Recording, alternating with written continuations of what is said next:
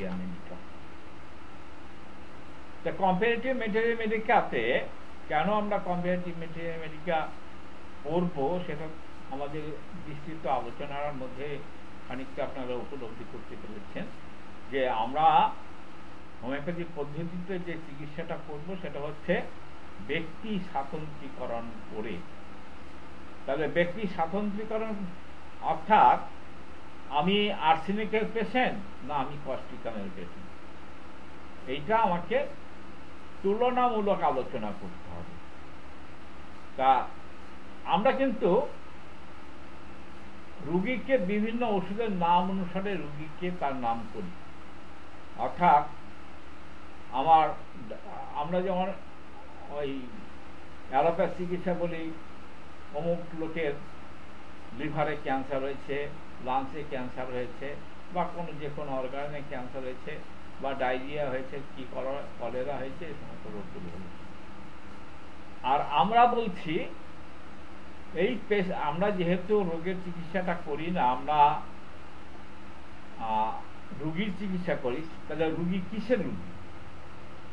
রুগী অ্যাকোনাইটের রুগী না বেলেডোনা রুগী না ব্রাইনিয়া রুগী? তা আমরা কিভাবে চিনব? তো চিনতে গেলে আমরা এরকম তুলনামূলক আলোচনাটা করলে আমরা খানিকটা আয়ত্ত করতে পারবো। তো সেখানে হচ্ছে আমরা আর্সেনিক অ্যালবামের সঙ্গে আমরা কস্টিকামের তুলনাটা করব।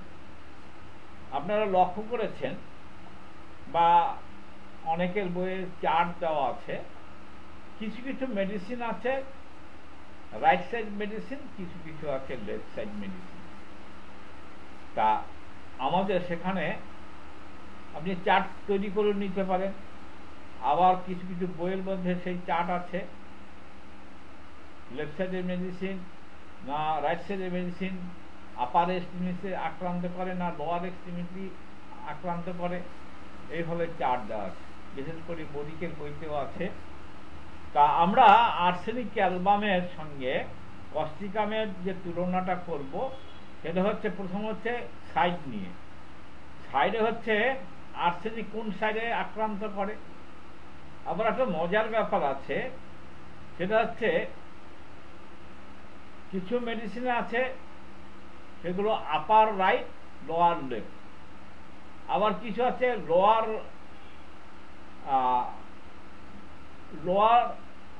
রাইট এই লেফট, আপার রাইট, এরকম কম্পেয়ার করা আছে। তাহলে আমরা আর্সেনিক অ্যালবামের মধ্যে যেটা দেখতে পাই, তার আর্সেনিক অ্যালবাম সাধারণত আপার লেফট সাইডের রেমেডি, আপার লেফট আর্সেনিক অ্যালবাম হচ্ছে আপার লেফট, আর লোয়ার হচ্ছে রাইট। অর্থাৎ তার যে আক্রমণটা হবে দেহের উপরে অংশটা, যেমন বা হাত বা পা, বা হাত, কারণ পাটা তো লোয়ার, তা লেফট আপার লেফট হবে, উপরে অংশটা হবে আপার, আর লোয়ার অংশটা হবে রাইট। অর্থাৎ ডান পায়ে আক্রান্ত হবে আর লেফট আর্মে আক্রমণ হবে। এবার হচ্ছে যেহেতু আমরা আর্সেনিকের সঙ্গে কস্টিকামের কম্পেয়ারটা করব, তা কস্টিকামের মধ্যে আমরা কিন্তু তার বিপরীতটা দেখতে পাচ্ছি। কস্টিকামের যেটা হচ্ছে আপার রাইট লোয়ার লেফট। আমরা আর্সেনিক অ্যালবামে দেখেছিলাম আপার লেফট লোয়ার রাইট, আর কস্টিকামে হচ্ছে তার উল্টোটা আপার রাইট লোয়ার লেফট। তবে সম্পূর্ণ বিপরীত। তা আমরা যখন কেস হিস্ট্রি নেব, কেস হিস্ট্রি নেওয়ার সময় আমার মাথার মধ্যে তো কিছু ওষুধ ঘুরবে। তাহলে আমরা দেখলাম যে আক্রান্ত স্তরটা যে আপার লেফট হলো, লোয়ার রাইট হলো, তাহলে আমরা সেখানে আর্সেনিক কথা ভাবতে পারি। আর তার মানে এই নয় যে আমরা ওই আর্সেনিকটাই দেব। অনেকের মধ্যে একটা ধারণা আছে, বা আপনারা দেখবেন অনেকেই আঁচিল হলেই থুজা দেয়। রাস্তাঘাটে আমি অনেকের কাছে গল্প শুনেছি, যারা ডাক্তারি করে না, সাধারণ রোগী, হয়তো তার আঁচিল হয়েছিল, কোনো ডাক্তারের কাছে গিয়ে থুজা সে খেয়ে ভালো হয়েছিল।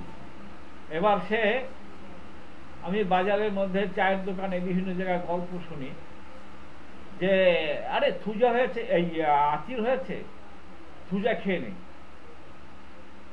আঁচিল পড়ে যাবে। কিন্তু যারা হোমিওপ্যাথি প্র্যাকটিস করেন তারা জানেন যে আঁচিলটা শুধু থুজার মধ্যে আছে তা না, কস্টিকামের মধ্যে আঁচিল আছে, এন্টিনক্লুডের মধ্যে আঁচিল আছে, আরও অনেক মেডিসিনের মধ্যে আঁচিলের প্রভাব রয়ে গেছে।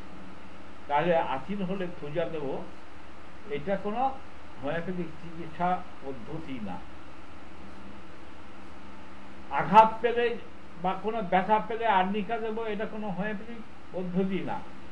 জ্বর হলো, সর্দি কাশি হলো, অ্যাকোনাইট দেবো, এটা কোনো হোমিওপ্যাথিক পদ্ধতি না।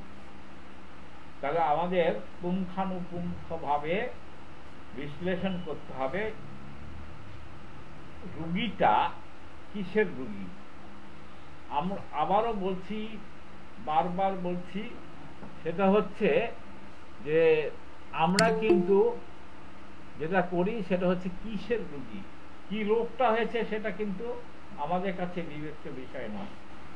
রোগটা কি হয়েছে আমাদের কাছে কোনো বিবেচ্য বিষয় নয়, কোন হোমিওপ্যাথিক মেডিসিনের রুগী সে, সেটাই হচ্ছে আমাদের বিবেচ্য বিষয়। তা এবার হচ্ছে তার যে কমপ্লেনগুলো দেখা যায়, সে কমপ্লেনগুলো কি হয়, যে কমপ্লেনগুলো হচ্ছে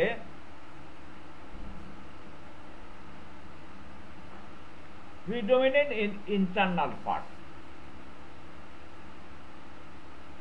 আর্সেনিক অ্যালবামের যে কমপ্লেনগুলো হয়, আক্রান্ত যেগুলো হয়, সেটা হচ্ছে বিশেষ করে যেটা দেখা যায় তার দেহের যে আভ্যন্তরীণ যে অর্গানগুলো আছে সেখানটা আক্রান্ত হয়। আর কস্টিকামের হচ্ছে এক্সটার্নাল পার্ট, তা কস্টিকামের হচ্ছে এক্সটার্নাল পার্ট, আর্সেনিক অ্যালবামে হচ্ছে ইন্টারনাল পার্ট, আর কস্টিকামে হচ্ছে এক্সটার্নাল পার্ট। এবার আর্সেনিকের মধ্যেও কিন্তু ইচিং আছে, ইরাপশন আছে, কস্টিকামের মধ্যেও ইচিং আছে, ইরাপশন আছে। তাহলে আমরা কি করে বুঝবো যে এটা আর্সেনিকের ইচিং আর এটা কস্টিকামের ইচিং?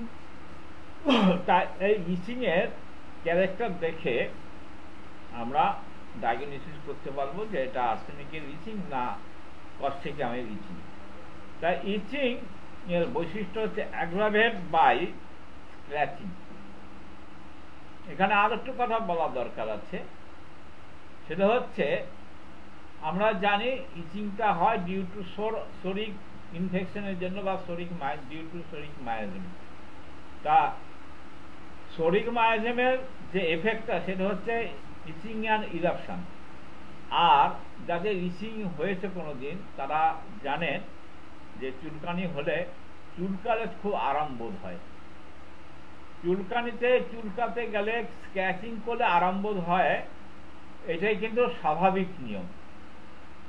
আর যদি চুলকানোতে আরাম না হয় বা জ্বালা করে, সেটা হচ্ছে বিপরীত, আনকমন। তাহলে চুলকানিতে স্ক্র্যাচিং করলে আরাম হবে, এটাই হচ্ছে স্বাভাবিক। তা আর্সেনিকের ইচিং এ যেটা দেখা যায়, আর্সেনিকের ইচিং হচ্ছে অ্যাগ্রাভেট বাই স্ক্র্যাচিং। আর্সেনিকের ইচিংটা অ্যাগ্রাভেট বাই স্ক্র্যাচিং, চুলকাতে গেলে তার বেড়ে যায়, আরো চুলকাতে ইচ্ছা করে। আর কস্টিকামের ইচিং হচ্ছে less of aggravate by scratching. কখনো কখনো দেয় স্ক্র্যাচিং করলে তার কমে যায়, আবার কখনো কখনো দেখা যায় এটা অ্যাগ্রাভেট করে।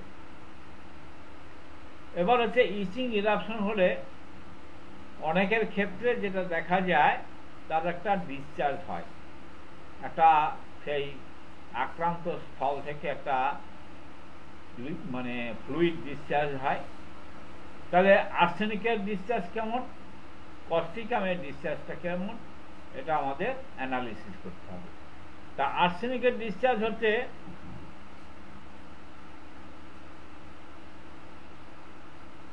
কোনো আলসার হলে সে আলসার থেকে ডিসচার্জ হয়, আর সেই ডিসচার্জটা 2 কপিয়াস। আর্সেনিকের যে কোনো ক্ষতস্থান থেকে যদি কোনো স্রাব নির্গত হয়, সেই স্রাবটা হচ্ছে কপিয়াস, অর্থাৎ প্রচুর পরিমাণে হয়। আর কস্টিকামের ইচিং যেটা হয়, সেই ইচিং বা কোনো আলসারের মধ্যে যদি ইচিং হয়, সেই ইচিংটা হবে 2 স্ক্যান্টি। আর্সেনিক অ্যালবামের যে ডিসচার্জটা হবে, যে স্রাবটা নির্গত হবে, সেটা হচ্ছে 2 কপিয়াস, প্রচুর পরিমাণে স্রাব নির্গত হবে। আর কস্টিকামের ক্ষেত্রে তার উল্টোটা, অর্থাৎ 2 স্ক্যান্টি, অল্প পরিমাণে। এবার আসা যাক কার কিরকম পালস। আমরা যদিও এখন সেই চর্চাগুলো নেই, আগেকার দিনে বিশেষ করে আয়ুর্বেদিক চিকিৎসকরা কিন্তু পালস ধরেই তারা ডিজিজ ডায়াগনোসিস করত। তা এখন যেটা দেখা যায়, হোমিওপ্যাথি চিকিৎসকরাও কিন্তু পালস ধরে ডায়াগনোসিস করে না, তারাও কিন্তু অ্যালোপ্যাথির মতো বিভিন্ন ইনভেস্টিগেশন ফাইন্ডিংস এর উপর নির্ভরশীল। তা আমরা আর্সেনিকের পালস কি করে বুঝবো, আর কস্টিকামের পালস কি করে বুঝবো? তা আর্সেনিকের পালসটা হচ্ছে কুইক, স্মল, উইক। আর সেখান থেকে কুইকার হয় কুইকার কখন হয়? In the morning. আর স্লোয়ার হয় ইন দ্য ইভিনিং। তাহলে আর্সেনিক অ্যালবামের পালস কুইক, এই কুইকটা আবার হয়, কুইক থেকে কুইকার হয় মর্নিংয়ে হয়, আর হচ্ছে ইন দ্য ইভিনিং, সকালে আর বিকালে। সকালে আর বিকেলে পালসটা মানে কুইক থেকে কুইকার হয়, পালসটা কুইক থাকে। আর এই কুইকটা থেকে কুইকার হয়ে যায়, বেশি রকম হয়ে যায়, সেটা হচ্ছে মর্নিংয়ে। আর সেটা স্লো হয় কখন? In the evening. স্লো হচ্ছে ইন দ্য ইভিনিং, মর্নিংয়ে কুইক হচ্ছে, ইভিনিংয়ে স্লো হচ্ছে। আর কস্টিকামের ক্ষেত্রে যেটা হচ্ছে, পালস ওপেন আনচেঞ্জ, সাধারণত তার পালস চেঞ্জ হয় না, unchange. Quicker in the evening, quicker in the evening, অর্থাৎ সন্ধ্যাবেলা সেটা কুইকার হয়ে যায়, আর স্লোয়ার ইন দ্য মর্নিং। আমরা আর্সেনিকের ক্ষেত্রে কুইকার বলেছিলাম মর্নিংয়ে, আর আমরা কস্টিকামের ক্ষেত্রে দেখলাম স্লোয়ার ইন দ্য মর্নিংয়ে। আর আর্সেনিকের ক্ষেত্রে ইভিনিংয়ে যেটা ছিল সেটা স্লোয়ার, আর কস্টিকামের ক্ষেত্রে সেটা হচ্ছে during the slower in the morning. যেটা আর্সেনিকে মর্নিংয়ে বৃদ্ধি ছিল, বেশি ছিল, সেটা কিন্তু কস্টিকামে স্লো। আর যেটা কস্টিকামে স্লো ছিল, সেটা আর্সেনিকে বেশি। যাই হোক, এবার হচ্ছে ফার্স্ট জল পিপাসা। তা আর্সেনিকের জল পিপাসাটা কেমন হবে? আর্সেনিকের জল পিপাসা হবে যখন তার সোয়েটিং হবে। আর্সেনিকের জল পিপাসা একটা পিকুলারিটি আছে, যখন তার সোয়েটিং হবে, যখন ঘাম হবে, তখন তার জল পিপাসা থাকবে। আর কস্টিকামের ক্ষেত্রে কি হবে? প্রথমে তার শীত শীত ভাব থাকবে, ফার্স্ট চিল দেন সোয়েট। প্রথমে শীত শীত ভাব থাকবে, তারপরে তার জল পিপাসা থাকবে। আর্সেনিক অ্যালবামে least thirst during the chill, যখন তার শীত শীত ভাব থাকে তখন সামান্য জল পিপাসা থাকে। মোস্ট ডিউরিং সোয়েট, বেশি হয় ঘাম হওয়ার সময়। Bedside this thrust before and after the fever, জল পিপাসা বিফোর অ্যান্ড আফটার ফিভারে তার জল পিপাসা হয়।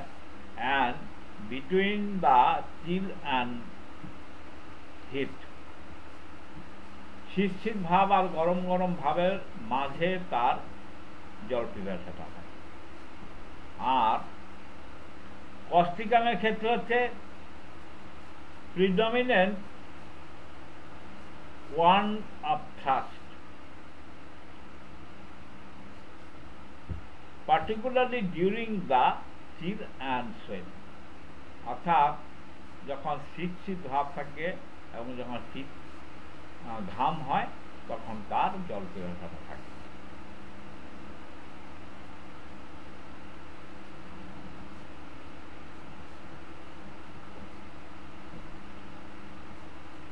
সোয়েট, দুজনের সোয়েট দুরকম। তা আর্সেনিক অ্যালবামের সোয়েট হচ্ছে লেস বাই মোশন। এখানেও কিন্তু একটা আনকমন পিকুলার সিমটমস রয়েছে। আমরা যখন একটু দেহ মানে সঞ্চালন করি, মুভমেন্ট করি, হাঁটা চলা করি বা দৌড়ই, তখন কিন্তু ঘামটা হওয়া এটা হচ্ছে ন্যাচারাল, এটা হওয়া স্বাভাবিক। কিন্তু আর্সেনিক অ্যালবামে হচ্ছে এই সমস্ত মোশনে এবং চলাফেরায়, এমনকি খোলা বাতাসে তার সোয়েটটা কমে যায়, সোয়েটটা থাকে না। আর কস্টিকামের সোয়েটটা কি হয়? Increase by motion and walking in the open air, যখন খোলা বাতাসে সে চলাফেরা করে, মুভমেন্ট করে, তখন তার ঘামটা বেড়ে যায় কস্টিকামে। তবে কস্টিকামে যে ঘামটা বাড়লো, এইটা কিন্তু আমাদের কাছে খুব গুরুত্বপূর্ণ নয়। এই জন্যই নয় যে আমরা যেটা আনকমন লক্ষণ চাই, তবে এটা আনকমন লক্ষণ নয়। চলাফেরা করলে, মুভমেন্ট করলে ঘাম হবে, এটি তো স্বাভাবিক। তা সেই ক্ষেত্রে কস্টিকামের ক্ষেত্রে কিন্তু এটা আনকমন নয়। আনকমন হচ্ছে আর্সেনিকের ক্ষেত্রে। আর্সেনিকের ক্ষেত্রে মুভমেন্টে তার ঘামটা কমে যায়, তাহলে হচ্ছে এটা আনকমন এবং পিকুলার সিমটম। আর্সেনিকের মধ্যে একটা প্যারালিসিস টেন্ডেন্সি রয়েছে, পার্টিকুলারলি অফ দ্য এক্সারশন, অর্থাৎ আর্সেনিক অ্যালবামের মধ্যে একটা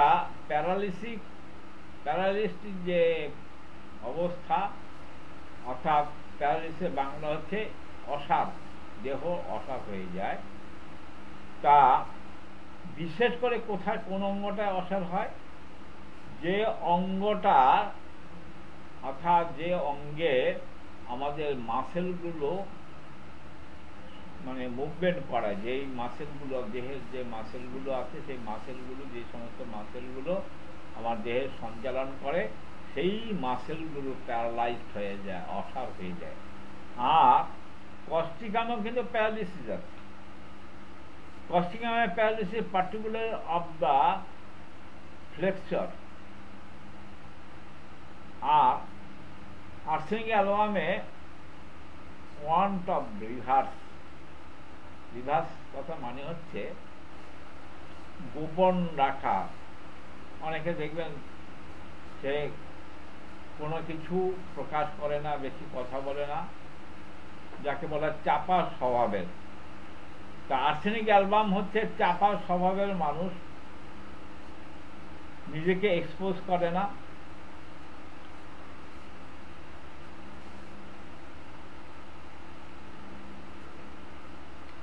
আর কস্টিকামের রুগী হচ্ছে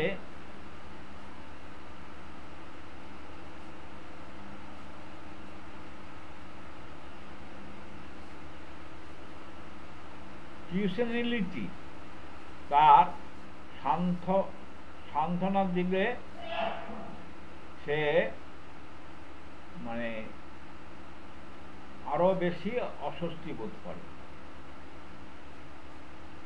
আর্সেনিক অ্যালবামের মেন্টাল সিমটমসের মধ্যে একটা দেখা যায়, সেটা হচ্ছে ম্যানিক, অর্থাৎ সে কুৎসিতভাবে তার আত্মপ্রকাশ করে, যাকে আমরা মানে সেইভাবে বলতে পারি কুৎসিত মনের মানুষ। তা আর্সেনিক অ্যালবামের মেন্টাল সিমটমস হচ্ছে কুৎসিত মনের মানুষ, গ্রিডিনেস, লোভী, আর তার মধ্যে একটা ডেলিরিয়াম আছে, মেন্টাল ডালনেস রয়েছে, আর হচ্ছে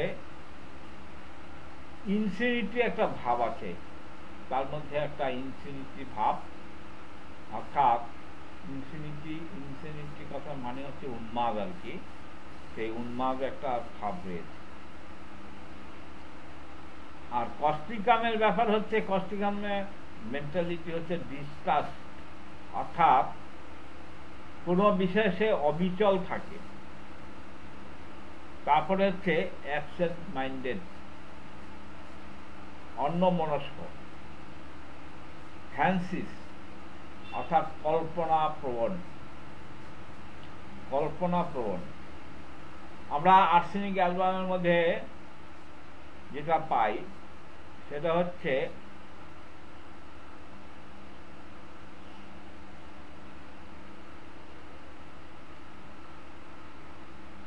তার মনের মধ্যে একটা ভয়। কিসের ভয়? সেই ভয়টা হচ্ছে মৃত্যু ভয়। এই মৃত্যু ভয়ের জন্য ফলস্বরূপ তার যে দেহের যে সমস্যাগুলো হয়, সেই সমস্যা হচ্ছে মৃত্যু ভয়ের পরিণাম। তার মধ্যে একটা মৃত্যু ভয় রয়ে গেছে।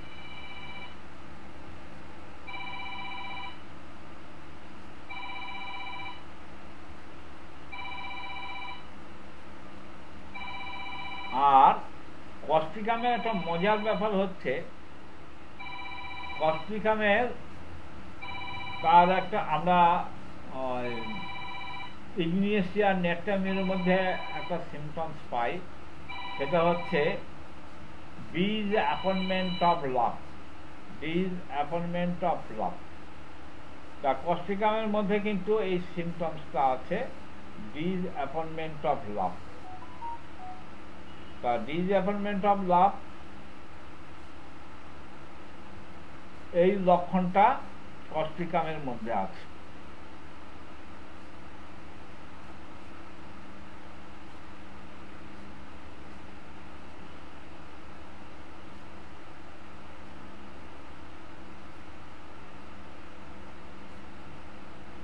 আর একটা পিকুলার সিমটমস রয়েছে আর্সেনিক অ্যালবামের মধ্যে, সেটা হচ্ছে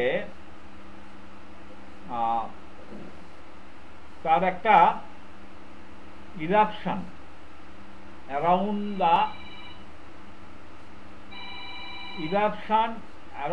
দ্য আইস। চোখের চারদিক দিয়ে একটা ইরাপশন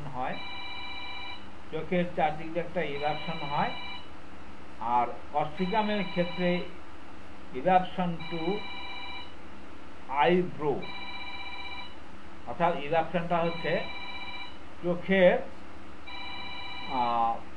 যে ভ্রুগুলো আছে সেই ভ্রুগুলোর মধ্যে তার একটা ইরাপশন হয়। আচ্ছা, বন্ধ করে দিই, ডিস্টার্ব করছি, আমি ভুল করেছি, ফোনটা বন্ধ করিনি আগে।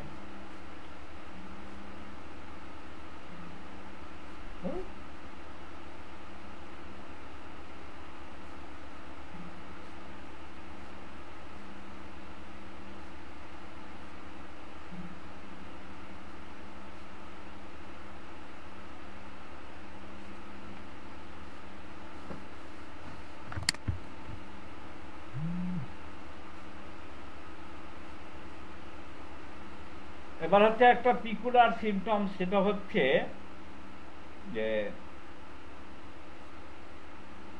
তার চোখের যে দৃষ্টিটা, সেটা দৃষ্টিটা একটা পিকুলার রয়েছে, একটা অদ্ভুত লক্ষণ রয়েছে, অর্থাৎ দৃষ্টিটা অর্ধেক দেখে, তার যে দৃষ্টিশক্তি সেটা অর্ধেক দেখে। তা আর্সেনিকে অর্ধেক দেখে, কস্টিকামও অর্ধেক দেখে, কেউ পুরোপুরি দেখে না।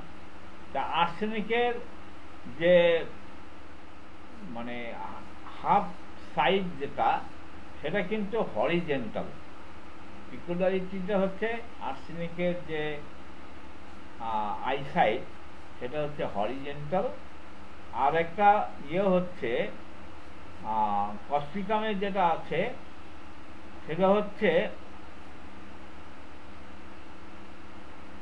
খারাপভাবে তার আইসাইটটা, সেও হাফ দেখে কিন্তু খারাপভাবে। আমরা ফার্স্ট জল পিপাসার ক্ষেত্রে বলেছিলাম, সে তার মধ্যে একটা অদম্য আর্সেনিকে একটা অদম্য জল পিপাসা থাকে, কিন্তু খাওয়ার সময় সে কিন্তু কম খায়। মানে অদম্য জল পিপাসা আর খাওয়ার সময় কিন্তু কম খায়। আর একটা হচ্ছে অনেক সময় আর্সেনিকের রোগী জল পিপাসা ছাড়াও কিন্তু জল খায়। আর কস্টিকামের রোগী কি হচ্ছে, ফার্স্ট হচ্ছে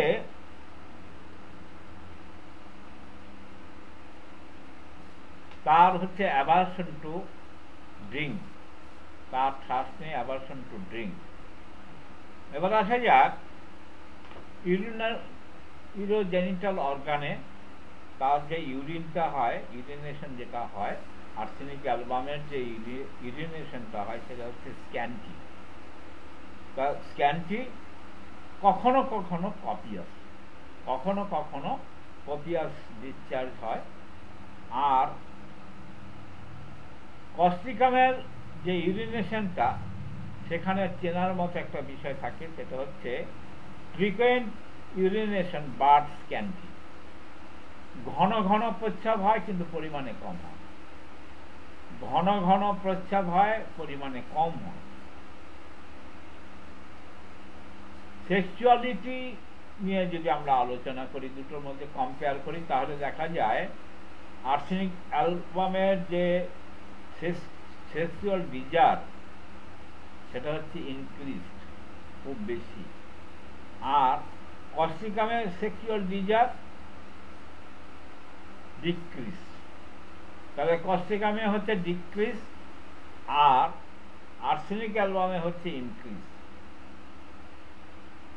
এবার আসা যাক ক্যাটামেনিয়া। এই ক্যাটামেনিয়া শব্দটা অনেকের কাছে নতুন মনে হতে পারে। আমরা যদিও এই কম্পারেটিভ ম্যাথমেটিক্যাল আলোচনার সময় অনেকবার বলেছি, আমরা যেটাকে মেনস্ট্রুয়েশন বলি, তা মেনস্ট্রুয়েশনের 8টা টার্মস হচ্ছে ক্যাটামেনিয়া। তা ক্যাটামেনিয়া, আর্সেনিক অ্যালবামের ক্যাটামেনিয়া হচ্ছে too soon and too copious. অল্প সময় আছে টু শোন, আর টু শোনের সঙ্গে টু কপিয়াস, প্রচুর পরিমাণে তার স্রাব নির্গত হয়। আর কস্টিকামের ক্যাটামেনিয়াটা টু লেট অ্যান্ড স্ক্যান্টি। তা এটা প্র্যাকটিক্যালি যেটা হওয়া উচিত ছিল অ্যাজ পার ফিজিওলজি, যেহেতু দেরি করে হচ্ছে, তার প্রফিউজ হওয়ার কথা ছিল, সেটা প্রফিউজ না হয়ে টু লেট, অত্যাধিক দেরিতে হয়, এবং যে ডিসচার্জটা হয় সেটা হচ্ছে স্ক্যান্টি ডিসচার্জ। কাশিটা, কফ মোস্ট ফ্রিকোয়েন্টলি উইথ এক্সপেক্টোরেশন। ঘন ঘন কাশি হয়, আর্সেনিক ক্ষেত্রে হচ্ছে ঘন ঘন কাশি হয়, সেই সঙ্গে কফ বেরোয়। আর কস্টিকামের ক্ষেত্রে কাশি হচ্ছে expectoration is loose from evening till morning.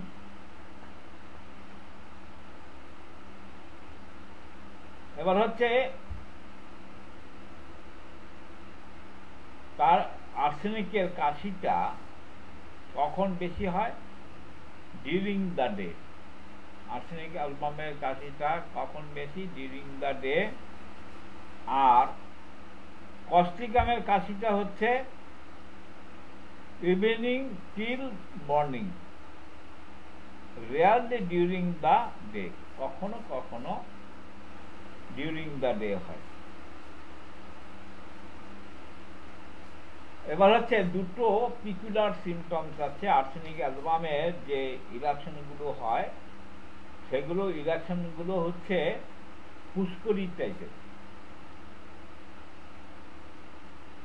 আর সেখানে উল্লেখযোগ্যভাবে বলা যায় যে সেই ফুসকুড়ির মধ্যে তার blood on the tip of the finger, tip of the finger, আঙুলের মাথায় তার ব্লাড থাকে, আলসারেশন, আর আলসার দ্য নেইল, তার যে আলসারটা হয়, তার যে নখগুলো আছে সেই নখগুলোর মধ্যে আলসার হয়। আর কস্টিকামে এই সমস্ত আলসার ফালসার কিছু হয় না, তার আঁচিল হয়। কস্টিকামের মধ্যে যেটা আর্সেনিকের মধ্যে ফুসকুড়ি হয়, আর কস্টিকামের মধ্যে হচ্ছে আঁচিল হয়। তা আঁচিলটা কোথায় হয়? On the tip of the fingers, অর্থাৎ আঙ্গুলের মাথায় আঁচিল হয়। আমরা এই আঁচিল নিয়ে আমরা যেটা প্রথমে বললাম যে অনেকের ধারণা আছে যে আঁচিল হলে পূজা দিতে হয়, এটা কিন্তু ঠিক নয়। আঁচিলের বহু হোমিওপ্যাথিক ওষুধ আছে যেগুলো প্রচণ্ড কার্যকরী। তাহলে কস্টিকামেও আঁচিল আছে, সে আঁচিলের চেহারাগুলো অন্যরকম, আমরা তখন ওই গ্রাফ পিকচারে বলবো। সেই আঁচিলের চেহারা আলাদা, সুজার আঁচিলের চেহারা আলাদা, এন্টিকুরের আঁচিলের চেহারা আলাদা।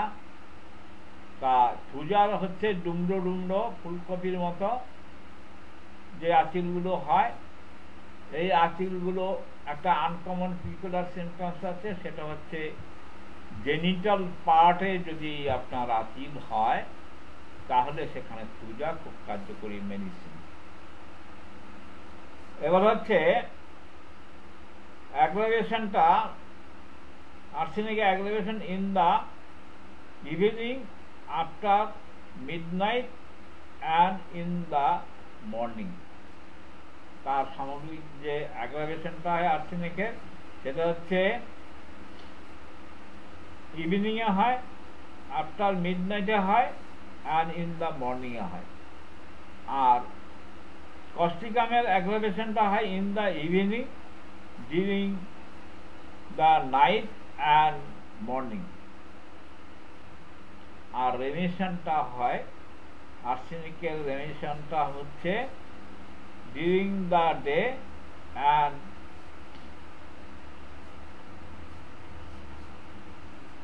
Before midnight.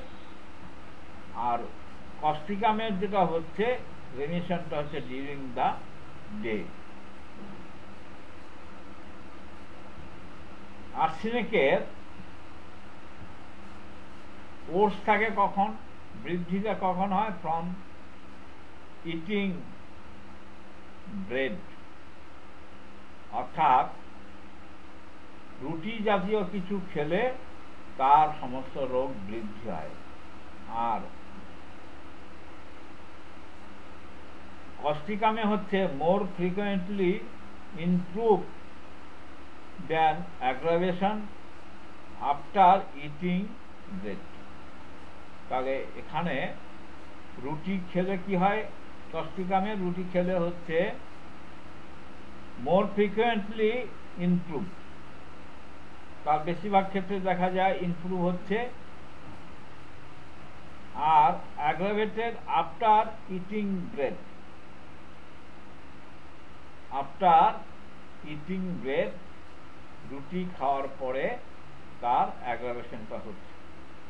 তাই এই গেল মোটামুটি আমরা আর্সেনিক অ্যালবাম বনাম কস্টিকামের তুলনামূলক আলোচনা। এই আলোচনার মধ্যে দিয়ে আমরা যেটা আমাদের উদ্দেশ্য সেটা হচ্ছে ব্যক্তি স্বাতন্ত্র্যীকরণ। এই ব্যক্তি স্বাতন্ত্র্যীকরণের মাধ্যমে আমরা যে কাজটি করব সেটা হচ্ছে আমরা ডিজিজ ডায়াগনোসিস নয়, আমাদের হচ্ছে